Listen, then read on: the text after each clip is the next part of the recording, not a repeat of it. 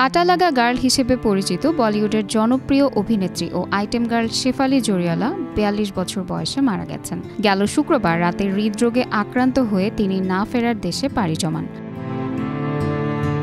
অভিনেত্রী শেফালিকে তার স্বামী ও অভিনেতা পরাগ ত্যাগী সহ ৩ জন তড়িঘড়ি করে মুম্বাইয়ের বেলভিউ মাল্টি স্পেশালিটি হাসপাতালে নিয়ে যান। সেখানে পরীক্ষা নিরীক্ষার পর চিকিৎসকরা তাকে মৃত ঘোষণা করেন। শেফালি জরিওয়ালার এমন আকস্মিক মৃত্যু তার ভক্ত অনুরাগীদের পাশাপাশি বিনোদন জগতেও শোকের ছায়া ফেলেছে। অনেক অভিনয় শিল্পী ইতোমধ্যে তার অকালে চলে যাওয়া নিয়ে সামাজিক যোগাযোগ মাধ্যমে শোক প্রকাশ করেছেন। ২০০২ সালে মুক্তিপ্রাপ্ত হিন্দি পপ অ্যালবাম ডিজে ডলের কাটা লাগা গানের রিমিক্স ভিডিওর মাধ্যমে শেফালি রাতারাতি জনপ্রিয়তা লাভ করেন। তিনি সালমান খান ও অক্ষয় কুমার অভিনীত মুঝসে শাদি করোগি ছবিতে ক্যামিও চরিত্রে অভিনয় করেন এবং সব মিলিয়ে ৩৫টির বেশি মিউজিক ভিডিওতে কাজ করেছেন। বিগ বস ১৩ এর মাধ্যমেও তিনি তুমুল জনপ্রিয়তা অর্জন করেছিলেন। নাজনীন নিসা, আনন্দ টিভি।